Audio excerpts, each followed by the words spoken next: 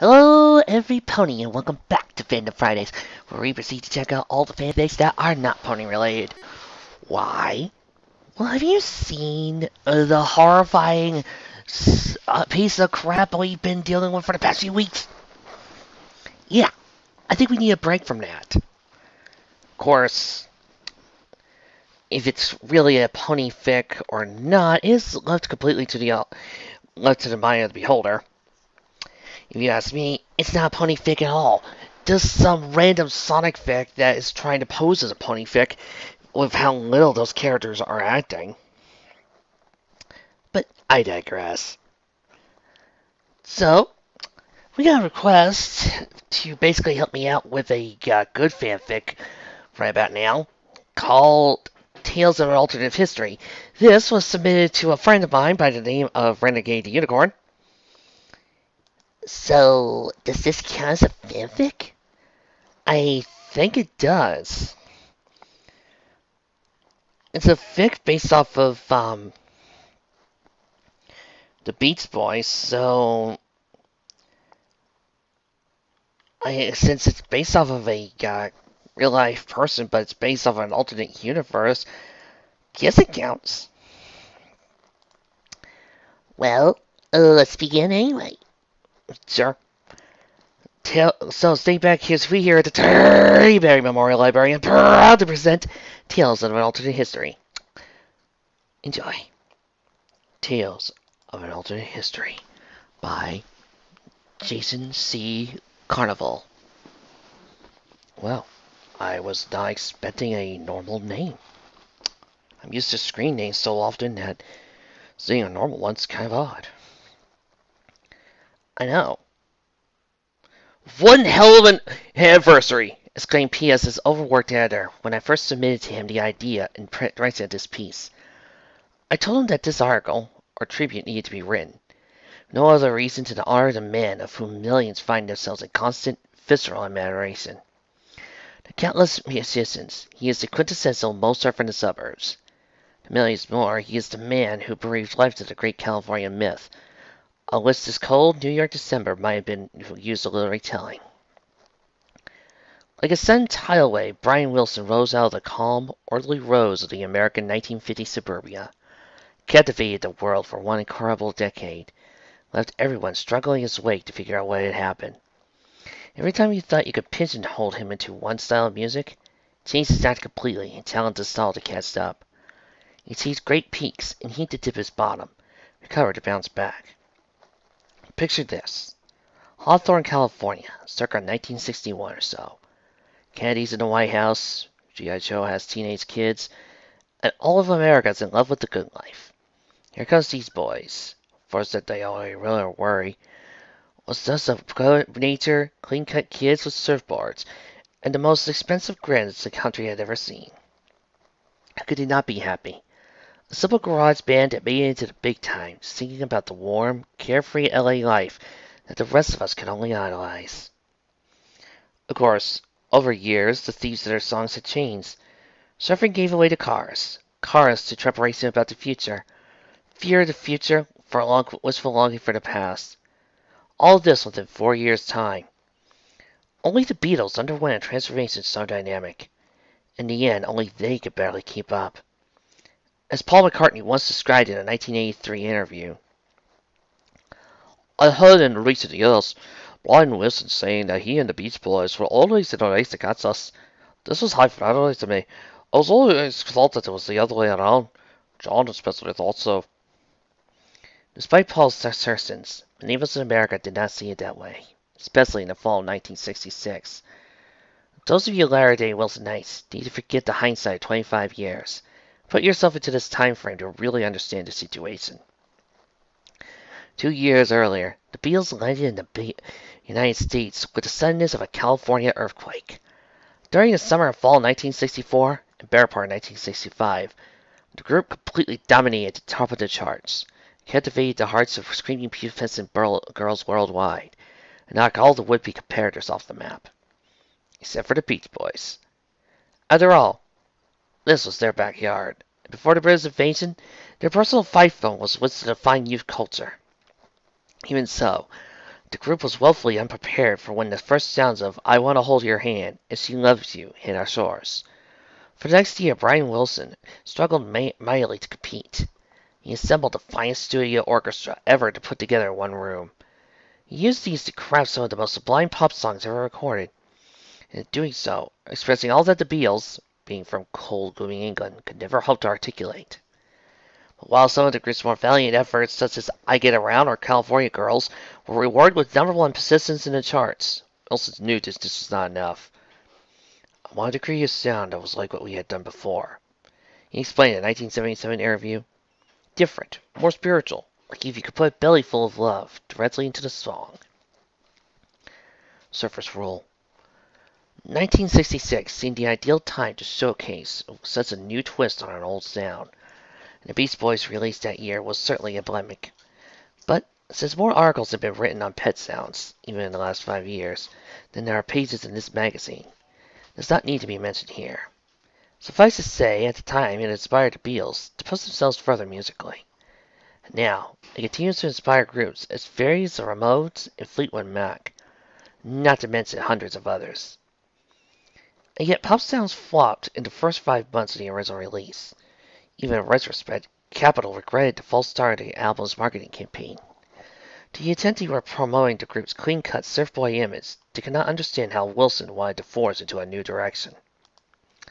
This fact came even more unfathomable when one considers how in 1965 the Beatles were doing more or less the same thing in their transition from Rubber Soul to Revolver, and obviously from Revolver to Sgt. Pepper.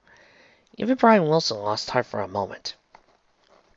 I was sitting around in between working on Good Vibrations throughout the 1966. I was just sitting down, about how pop songs had done. According to Brian, this was his first serious album. His baby, the one he visited his emotions and much of himself. I remember that November, it was always in the back of my mind. Even while I was working on Smile. Actually, it was called Dumb Angel. Back then, I kept going back on that whole trip, It was getting harder and harder to focus on what I was doing. Because there was always this little fear in the back of my mind. Like, what if the next album flops too? Somehow, the group convinced Wilson, who had suffered a nervous breakdown tour only a year earlier, to join them in England for a brief concert date.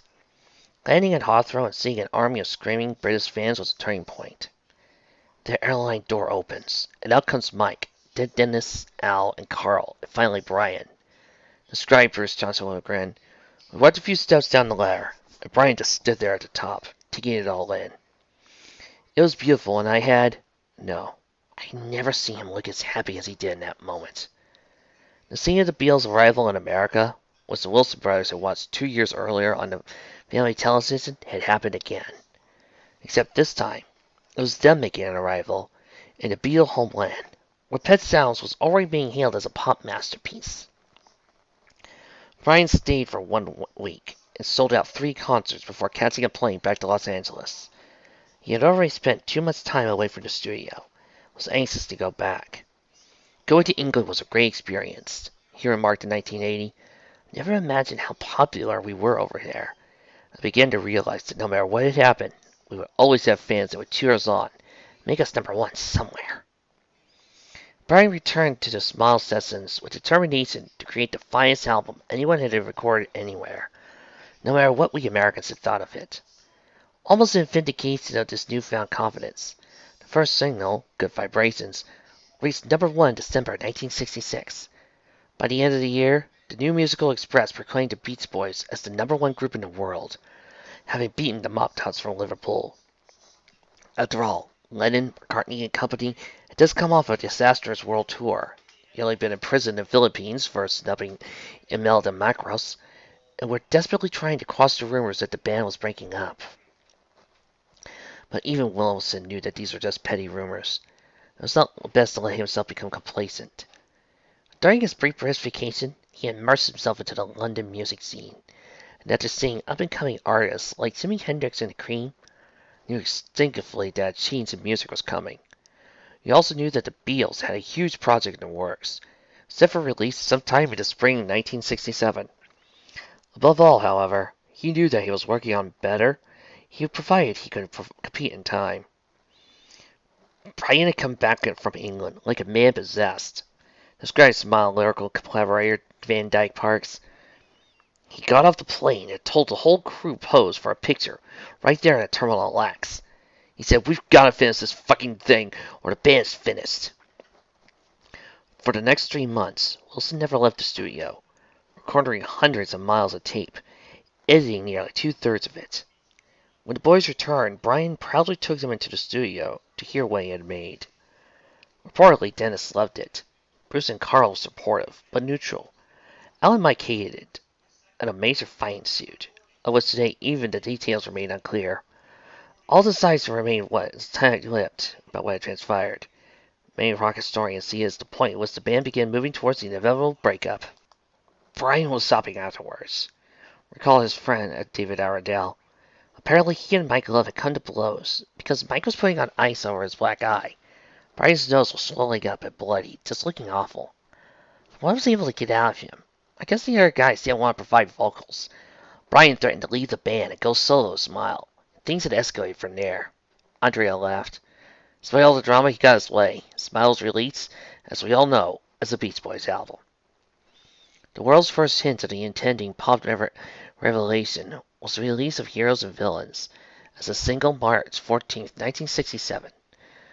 With its 5 minutes and 44 seconds running time, it broke the old 3 minute and 30-second barrier and hit #1 within 3 days of its release. Capitol's advanced promotion of Smile kicked into high gear, causing a jump in sales for Pet Sounds and a boost to that album in the top 10. If Brian Wilson had never written another melody at this point, his place in the music history would have been secured. Not to fear, however, because the Beach Boys revealed Smile to the world on April 1st, 1967. So the humor theme of the album designed to coincide with its April Fool's Day release. I am listening to my old vinyl copy of this album while writing this article, hoping we'll actually see a compact disc version sometime within the next year, provided Marilyn Wilson approves it. I'm simply at a loss for words to describe the nation's reaction to the album 1967. Not everyone liked it, of course. But those of us in the 60s who were waiting for something new in the music scene had been following rumors of people like Clapton, Hendrix, and Morrison. It was huge. Smile blew us away. Even from the start, the first few notes of prayer, listeners knew they were hearing something big, something majestic. Heroes and Villains followed. Then halfway through the album, we got Good Vibrations. Side 2 was even more revolutionary, no pun intended. When other albums have a track that is banned from being played on the radio for the next 10 years because of ridiculous FCC fears that will incite a riot, then the closer simmering Surf's Up was praised by none other than Leonard Bernstein, who even today regards the entire album as a sympathy, comparable to Stravinsky's Rite of Spring or Tchaikovsky's Nutcracker. The album spent 3 months in the #1 position, remained in the top 10 until Thanksgiving, and later in the top 40 as well into 1969. It won countless musical awards, including a Grammy for Best Pop Album in 1967. The only album put out of a group by 1967 came close with Sgt. Pepper's by the Beatles. Yet, there were some that preferred John Lennon's Psychedelia to Brian Wilson's Americana. Really, man, maintained San Francisco music, Ralph Gleason in 1970. Smile was a nice album, but it was really pretentious and great. I mean, how much can you expect from a guy from the LA suburbs with barely a high school diploma? The Beatles, now they wrote rock and roll sympathy. Brian Wilson suffered his second nervous breakdown in the summer of 1967. Perhaps it was just the release of all the tension built up by the creation of his masterpiece, or merely a frustration at the nation's capital pressure to go back into the studio and top Smile. Either way, Wilson began to retreat from production, even going so far as to allow the rest of the band to create the group's next album, Wild Honey. For the first time in 5 years, on a Beach Boys album was written, produced by the Beach Boys, rather than produced by Brian Wilson. Wild Honey, released on December 18, 1967, was a collection of rhythm and blues flavored songs, including a cover of Stevie Wonder's I Was Made to Love Her, and a live version of The Letter. Reactions to Wild Honey was mixed. Some loved the album for its raw sound and the group's ability to move in another direction. Others, expecting Smile 2, were rapidly disappointed. The Despite the band's triumphant performance at the Monterey Pop Festival, many of the world's intelligences began to question whether the Beach Boys could survive the changing music scene without Brian Wilson exerting his creative command. Of course, even the Beatles began to slow down. Their Magical Mystery Tour album only a moderate success, quite unlike Sgt. Pepper earlier that year. Part 3, Hold On to Your Ego. 1966 and 1968 will be remembered as the year of assassinations, riots, the Tet Offensive, and the battle between two pop bands in the world for domination of popular music. Capitol Records realized that they really had a thing going, and were determined to exploit the situation for every dollar the tower could squeeze.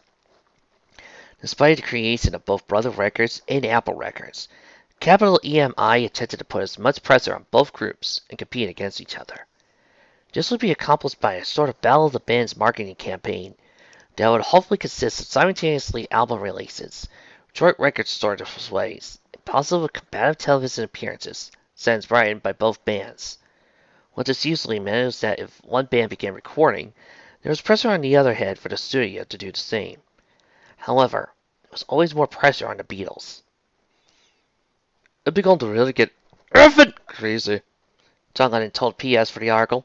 See, Capitol knew that Brian was rather fragile emotionally, and while they wanted to squeeze their golden goose and make him lay legs, they didn't want to squeeze him too hard. What this meant for us is that if Brian suddenly said, "Oh, I'd like to record a song," we would get this call for George Martin, who would tell us something like, "Okay, lads, Wilson's recording again. I'm afraid EMI wants you at Abbey Road on Monday morning." Both the Beach Boys and the Beatles released their hit singles that summer. Do It Again and Hate You the same day. Do It Again, a nostalgia number before nostalgia became a 1980s marketing craze, was Brian Wilson's return to the studio. He spent the remainder of the summer there, recording melodies, figments, and assorted jewels such as Friends, Diamond Head, and Busy Doing Nothing, when Mike Love and Al Jardine returned from India after their indoctrination into transcendental meditation. The Yellow Smiles Essence fireworks began anew. The fact of the matter was, the group hated what Brian put together. It sounded like Capitol's pressure and made him sort of get unfocused. It wasn't quality work. There was potential, don't get me wrong. But everything sounded like it just needed a lot of polish, remarked Jardine in 1974. Prepared this time for Brian's outbursts, Mike Love totally calmed Wilson that if he continued producing work like that, he could fairly well go solo. The meeting broke up and the band did not speak to each other for weeks. Frantically, Capitol's music executives tried to quash down stories of the group's infighting, but through a number of sources that our editor will not reveal to this day, this magazine was the first to break the story. CPS Volume 1, Number 6, search down 9/14/68. As has occurred many times since, Carl Wilson became the mediator between his brother and cousin. Why not produce a double album as the Beatles were doing? Put all of Brian Wilson's songs on one side, and the rest of the Beach Boys' contributions to the other. This proved to be a handy solution, and so in conjunction with the Beatles' White Album, the Beach Boys released a 2-disc assortment of rock and roll, waltzes, and a cappella melodies. Because the album simply had a picture of an ocean and waves, it became known at the time as the Blue Album, or simply Ocean Blue. Which album people prefer today is simply a matter of preference. The Beatles sounded more experimental, but at the cost of melody. On the other hand, the Beach Boys sounded very melodic, but for the most part remained on fairly grounded reality. For example, the group was at the top for Do It Again, a breakaway, but also asserted and created a cappella renditions of Their Hearts Were Full of Spring and Old Man River. And yet, the album's brilliant closer, Time to Get Alone, remains one of the most sublime listening experiences of the decade. In retrospect, however, perhaps the album was intended to be a calm benediction of sorts, during a year whose tragedy and violence seemed to have no end, and remained a commentary on how that which eventually proves timeless does not always lend itself to passions of the moment. Together again. Speaking of passions, the fragile truce of Ocean Blue was short-lived. While the Beatles finished Abbey Road in the spring and released it to high critical and commercial acclaim, Capitol desperately pressured the Beach Boys to put out something, anything in 1969. Otherwise, what was to happen to Tower's grand marketing scheme?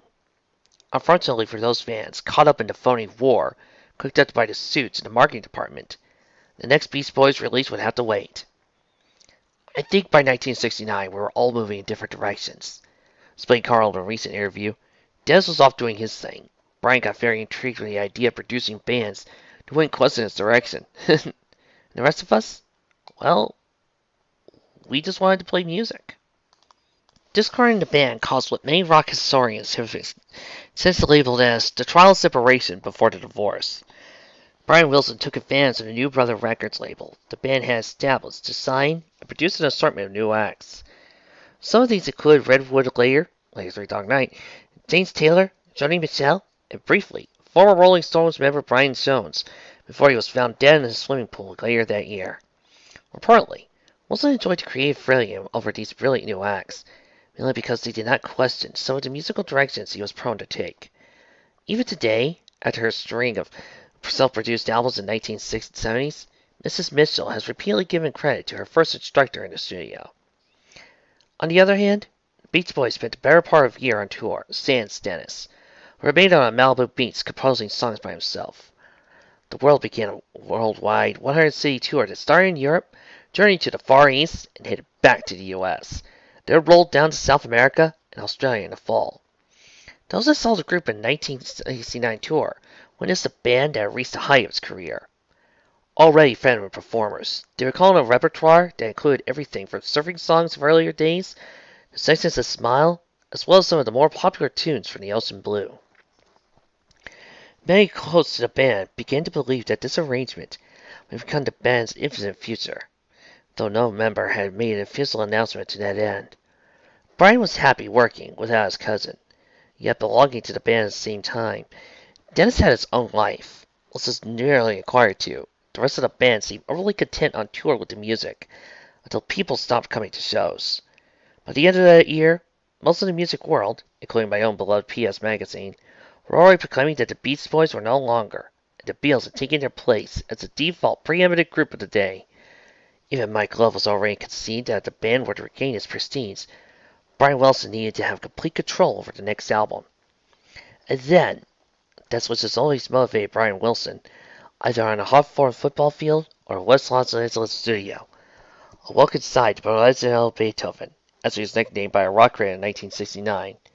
It all started in November of that year, when Paul McCartney announced to the British press that their upcoming release, Let It Be, would be produced by none other than the great Bill Spector. Now you gotta understand something, man, proclaimed Dennis Wilson in 1982, during one of his last interviews. Brian just worshipped that guy. And this is the one thing Brian could always his pants about thinking about. Now, as I hope Bill Spector and such writers ever collaborated, it would just kill us. Dennis paused in a moment. To be brutally honest, it almost killed him. Furiously, Brian threw himself onto the studio, working at a pace and intensity not seen since the Haiti days in 1966. Many of us at the time thought that Wilson's task was damn near impossible. Not only did he have to come out with something shimmering enough to beat the Beatles, but also technically innovative to beat Bill Spector. Even another smile could not cut it this time. Critics for several publications around the globe were literally poised to jump over the Beach Boys if they attempted to recreate the same sound of 4 years earlier. It was obvious that whoever was able to make successful transition of pop to rock would be the group that ushered in the 70s, just as they dominated the 60s. Of course, the Beach Boys need not have worried. Let It Be was one of the greatest musical bombs of all time, and today is considered at best a trite novelty, at worst, perpetually elicits a what were they thinking by even most of their dedicated bands. The British Weekly New Musical Express wrote, "The Beatles are finished, utterly finished. Under the reign of Lord McCartney, they have been subjugated to all too willing public to mediocre pap for the past 2 years. Now, with Lennon's innate creativity apparently muzzled, really twisted beyond all recognition, by his newfound Japanese bride, the group have completely dropped all pretense of individuality and blatant attempt to copy Brian Wilson, doing a piss-poor job at that." In recent years, even Paul McCartney has tried to distance himself from the album, saying it was John Lennon who hired Phil Spector, and the original Get Back sessions were far superior. Lennon, of course, maintains to this day it was the other way around. It was McCartney who was obsessed with beating Brian Wilson. It is still the one Beatles album that Capitol has not released on compact disc, According to sources on Hollywood and Vine, there are no plans to do so in the future. Now, with Let It Be becoming a dead on arrival, Brian Wilson and his 1970 Wrecking Crew finished work on Land-A-Lot, and it was now prepared to play to the rest of the band before adding vocals. For the most part, even Mike and Al were impressed with the sound. The old songs, with Old Man Sunshine, as the music, Slip On Through were catchy, were a great beat, without the more esoteric lyrics that had divided the group since 1966. The only song that was met with disapproval was Till I Die. I didn't hate the song, responded Mike Love when asked the question directly. I just thought it was a poor choice to end the album with. I mean, here we have this mostly positive, good-feeling collection of songs, and you wanted to end it with this negative, depressing dirge. Again, the objections of the rest of the group divided the band. Brian insisted the song remain on the album, as its closer. Mike was essentially insisted that the last song be something different. I just got my pay, perhaps. Eventually, Brian appeared to give in. He came to the studio for a final playback, Ricardo's and Dandelion, and played the entire album for the rest of the band. Just as a magnificent, beautiful piece of music. We all thought so at the time, still do. Well, anyway, the album finishes with I Just Got My Pay, and Mike and Brian hug. Everyone smiles and laughter, and the pirate goes on to the evening. The next morning, Brian brings the final tapes over to Capitol, and guess what the new last song is? For those that brought the original album released, the last song listed on the album is Looking at Tomorrow. However, if one allowed Neil to proceed after this last track, one would hear silence for several seconds. Then the first chords of Brian Wilson's first, some might say, last great song of the 70s. This was a pleasant surprise for most, but reportedly sent Mike Love into a screaming rage the first time he heard it. More to follow. Landlocked was released on August 22, 1970. The next day, Brian Wilson was announcing that he had left the Beach Boys. The atmosphere at the press conference was a combination of surrealism and absurdity. Brian Wilson announced softly he was leaving the Beach Boys to pursue other projects, spend more time with his wife and children. How could he possibly leave when he restored the band's creative fortunes, when they were all still at their peak, ready to influence another decade of music? These questions were asked by fans, columnists, music critics, and even other artists. But despite thousands of letters going from public urging Brian to reconsider, the world was forced to accept the fact that the Beach Boys, in the original form, would forever remain a phenomenon of the 1960s. Even the Beatles would soon be gone, but not before delivering their truly excellent swan song, Beatles 71. Though in my opinion, Imagine still doesn't measure up to Till I Die as an album closer. Wilson remained a virtual recluse for the next 5 years, falling to depression. These days form a part of Brian's Wilson myth, giving rise to the stories of the fallen maestro, spending 3 years in bed, rising only so long to score more drugs or partake in his penchant for massage parlors. The press was shut out. Those who remained close to Brian refused to discuss his condition, only to say he was taking a well-deserved rest. When asked about this period of time in 1980, Wilson responded, "Well, that's not necessarily true. I did spend a lot of time just hanging out in my room, but I did go out and see friends and stuff." On those rare occasions, he did indeed go out. Wilson marked time with other rock musicians. Elton John has recalled meeting Brian in 1971, as does David Bowie. More importantly, however, Brian renewed his acquaintance with John Lennon during the former Beatles' famous 1973 Lost Weekend in L.A. At the time, neither wanted to discuss musical collaboration. "Brian told me that his music career was dead," Lennon said in a recent interview. "He never even suggested making a record until minutes later."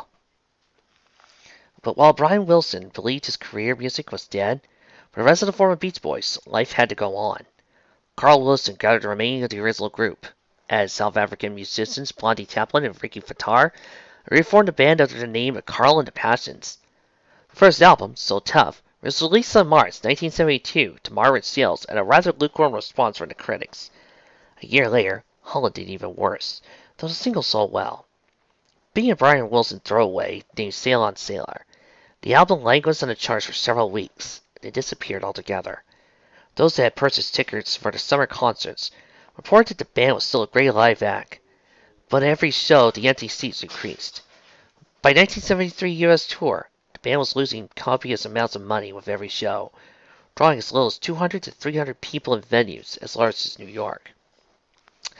This, of course, set the stage for the infamous Endless Summer debacle. arose from when Murray Wilson, who had tricked Brian years earlier into giving a controlling interest in the entire Beach Boys songbook, was unable to persuade his son in 1970 to rejoin the now struggling band. Murray, resentful of his son's apparent lack of concern for the rest of his family, split the songbook three ways, and left one equal part to Carl and Dennis, and a smaller portion to Mike. Brian was not including parceling out his own compositions. So, in late 1974, Capitol pressured the group to allow them to release a Beach Boys greatest hit collection next summer, which was part of the design to test the waters for a possible 15th anniversary reunion of the group in 1976. Brian Wilson did not attend a meeting with the record company heads, but made it clear it was too soon for another incarnation of the Beach Boys. Murray had died a year earlier. This left Brian out of the group, as it were. Dennis had cast a descending vote, but Carl and Love's controlling interest in the catalog still allowed Summer to go ahead as planned with the greatest hits collection, despite the composer's suggestions, except to sever completely all possibility of giving Brian Wilson veto power over the project. Endless Summer was released not as a Beach Boys album, but by Carl and the Passions. Let's go on this way. Endless Summer was a runaway success. It reached number 1 and then stayed in the top 10 for all of 1975. The massive lawsuit filed by Brian Wilson against his brother, cousin, and Capitol Records lasted even longer. In the meantime, to capitalize on their new success, Carl and the Passions, now without Blondie, Ricky, and Dennis, changed their name again to the New Beach Boys. At this time, Bruce Johnson returned to the band, and the group announced that the first album would be an oldies album entitled 15 Big Ones, to commemorate 15 great years as the Beach Boys. And to add insult to Brian's injury, the group hired Phil Spector out of retirement to produce to see what could be as a backhanded slap at their former leader. The reason why I left the band is because I could not look at my cousin without ripping his effing eyeballs out, calmly explained Dennis Wilson in 1979. Brian had his faults, man. I still get when I think of that retirement he pulled after Landlock, but I love him. He's my big brother. He didn't deserve that, especially when he was going through his tough times. Musically, Brian could still take his revenge. Several weeks before the much publicized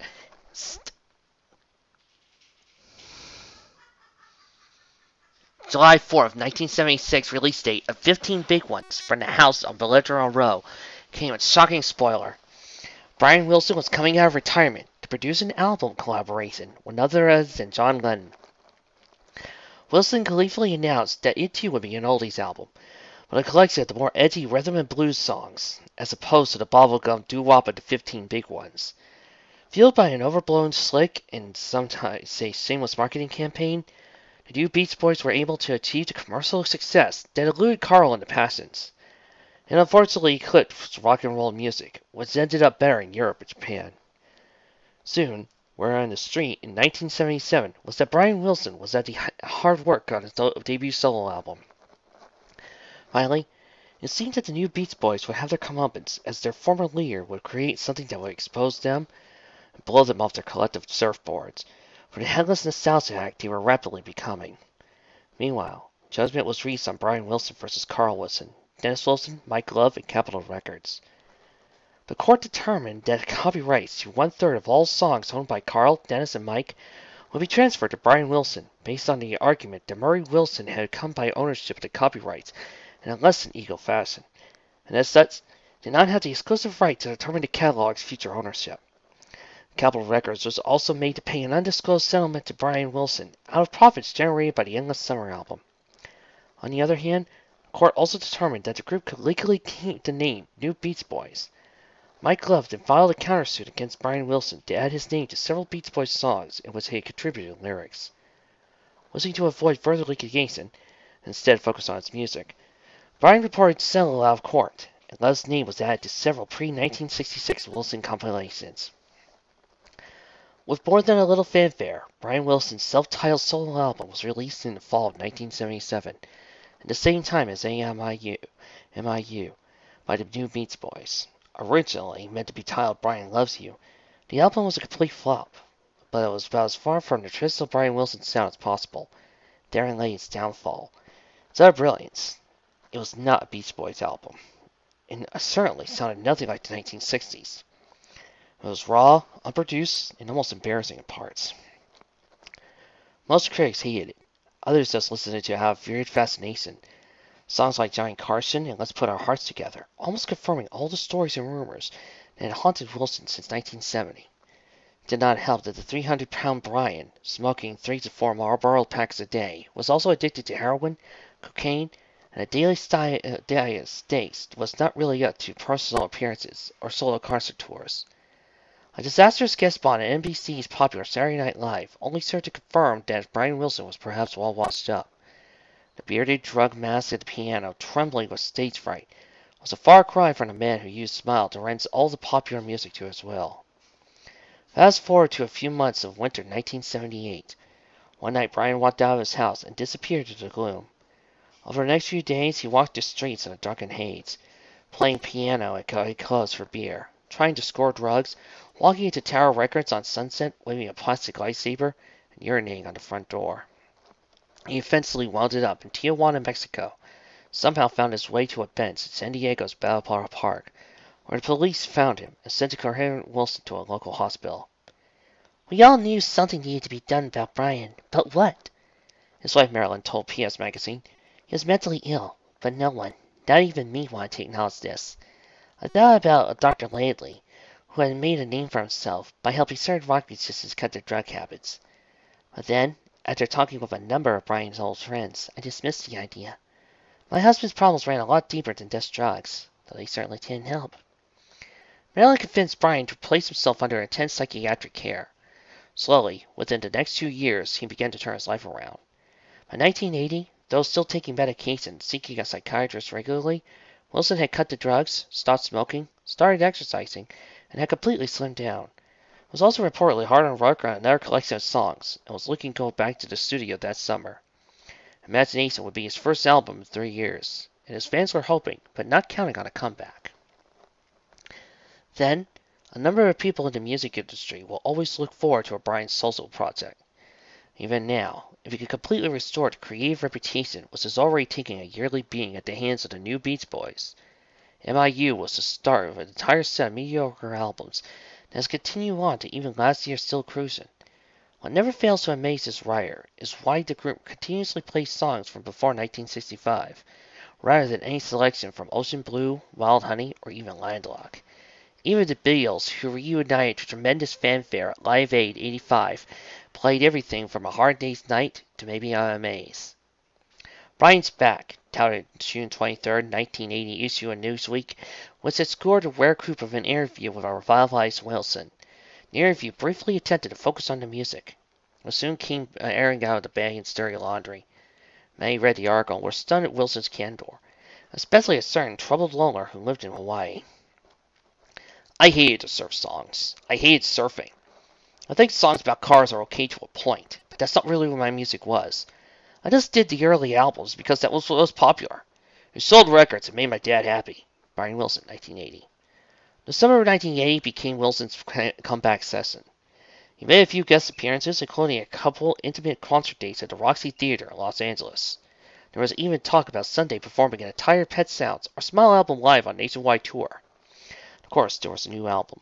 It was being worked on in the studio, and was already rumored to be something special. At the same time, John Lennon and Yoko Ono were finishing up Double Fantasy in New York. Lennon candidly remarked that at least sometime in the 1980s, the two former rivals would collaborate on another project. During P.S.'s famous interview with Brian on December 8, I asked him if he and Lennon were still in competition with each other. Wilson laughed and said, "Only a healthy one. We're going to get together again and record an album of all new songs." We talked about that. I think it would be a really great project. You know, my music, his lyrics. Whichever album one preferred, the fall 1980 seemed to be a great moment for rock and roll. Lennon's Just Like Starting Over, and Wilson's Meet Me in My Dreams Tonight were fighting each other for the top position in the charts. With the new Beach Boys' latest offering, Keeping the Summer Alive, having failed to chart, it seems the public are finally seeing through that charade. Finally, in November, both albums hit record sales at the same time. Wilson's Imagination was instantly hailed as an innovative pop masterpiece, title track opener. Four other singles, Walking the Line, Melt Away, Let It Shine, and Happy Days. Closing the album was the track which shut down all of Brian's detractors in the 1970s, the epic Rio Grande. It was almost as if Wilson was saying, I can still make Smile happen. Just wait. And we all were. We were waiting for the next album, for the vaunted Wilson-Glennon collaboration, which was released as rumored at the end of 1981. The day the Imagination album hit #1. Brian Wilson arose early. He did an interview with me for PS that is still regarded as the most in-depth session he had ever considered doing, and my most treasured memory of my journalistic career. Later, Annie Leibowitz arrived to do a photo shoot with Wilson, ironically placed on a surfboard.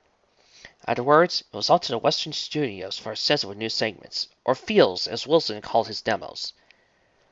By 10:50 p.m., he would return home. He had learned for the first time since Landlocked, his album had reached the top of the charts. With an armful of cassettes, Brian left the Western Studios in a hurry. He wanted to share this moment with Marilyn. He drove home, where Mark David Chapman was waiting for him outside. I have no memories of the next week. It remains a fog of grief. Images of frogs on Bellow Road outside his house. Outside Capitol Records in Hollywood's. Sound bites of a distraught, tearful John Lennon. A blubbering Mike Love on television early in the morning. The magazine office was already taking on the atmosphere of a funeral. President Carter's declaration of a national day of mourning, and all his order that all flags be lowered at half-mast. Many of us sat around, talking about what had happened, stunned, angry, and overcome. We put on a cassette of Pet Sounds, and just let it play and play. Most of us went in home early afternoon, despite the deadlines and other assignments. Concentration on anything was thus impossible. The anger lasted longer than grief, then became a dull ache of pain I feel even now.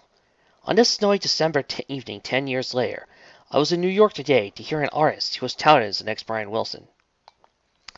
And of course, it's not. No one can replace him. It's like what Eric Savage said at the painting of Walt Disney in 1966. People are already saying we'll not see his kind again. PS Magazine has always maintained a close relationship with Wilson. Since he allowed us the honor of naming this publication after Pet Sounds, we gave him a free lifetime subscription. He occasionally wrote letters praising the article we had written. But then, if he didn't like something, he always told us gently, as if it hurt him more to tell us than some odd young writer to receive such criticism. I have framed all such letters he had sent to me. The rest to say is history. Imagination stayed on the charts throughout 1981, follow-up on unfinished tracks. Sweet Santee was released in 1983. This past year, the Beach Boys were inducted into the Rock and Roll Hall of Fame. And later in the year, Brian Wilson received a Lifetime Achievement Award at the Grammys. Presenting the posthumous distinction to Marilyn Wilson was none other than John Lennon and Paul McCartney. I will rip up this tribute to the reluctant surfer boy who hated surfing, who kept the sun shining all year, and who defined the 1960s and of course the popular music forever. Love and mercy to all of you tonight, and to Brian Wilson, wherever you are. This fic was interesting. You know, I don't think we've ever had on the history of the show done a fanfic based off the life of a real person before. I mean, granted, we've referenced real people. We've talked about them, and we've even made jokes about those real people. But I don't think we've ever actually done a show where we've actually talked and done a fic about a real person. I have to say, this was quite interesting. I think also the story would have a lot more of a bigger impact on me, as in I would be shocked and going, at the differences of reality versus fiction, if I was a bigger fan of the Beach Boys. I mean, don't get me wrong, I love their work. I love listening to their music. But I'm not that huge of a fan. So it was getting hard for me at points to determine what was different from reality and fantasy. And it really didn't click on for me what was the alternate history of the universe of this world until we got to Let It Be. Why is that? Well, I'm a huge Beatles fan. I think if you paid attention to Fall Starfleet, where I made a huge gigantic reference to Sgt. Pepper's Lonely Hearts Club Band, and that I can sing Get Back almost all the way through, and I have a lot of their songs already on my laptop, and sometimes I'll just have a Beatles day where I'll just write stories and listen to Beatles music, would be a giant hint that I love the Beatles. And I love singing their songs. And I'm a lot more into their history than to the Beach Boys. So when they say Let It Be didn't make some money, yeah, that's when I realized, yeah, those are the differences. However, that's not to say that this is a bad fic. Nor am I saying that there's anything wrong with it. This is pretty dang good. This has got a lot of chances to show the differences of history, how history could be changed, and what can happen if there was just some small little details that have switched throughout here and there. For instance, again, Brian Wilson getting all this fame and glory, and apparently, from what I'm guessing, living out parts of John Lennon's life. Even to the point where he's even killed by Mark David Chapman. Because you see, even though I'm not as big of a music fan, well, let me correct that. I'm a huge fan of music. I love listening to music, and I'm a big fan of musicals. You might notice I sometimes joke that one of the things I love about Pony is the fact that I do have time to put in random music numbers for no apparent reason, and nobody can stop me. No. But I'm a huge fan of music in general. However, I'm not like somebody who's an even bigger fan of rock music that could go tell me about how the sounds mix, how the art changes, or how this one sound is better than this other, or how this one song has meaning. I sometimes actually need to find out what the author had planned for the song, because most of the time I'm interpreting the meaning of the song on my own. I'm a writer. I do that. All I know when it comes to music is if I like it or not. If I like the song, or if I think it's a good beat, or sounds good for fighting, or hits me in the right spot. This is why sometimes I'm a fan of things like Nickelback, or say even System of a Down, or if somebody sees me listening to an emo band and they go, "What are you, emo?" I go, "No, I like Linkin Park. They got a good Divide works as a good beat for when somebody's kicking your ass." But in spite of that, I'm a huge fan of music history.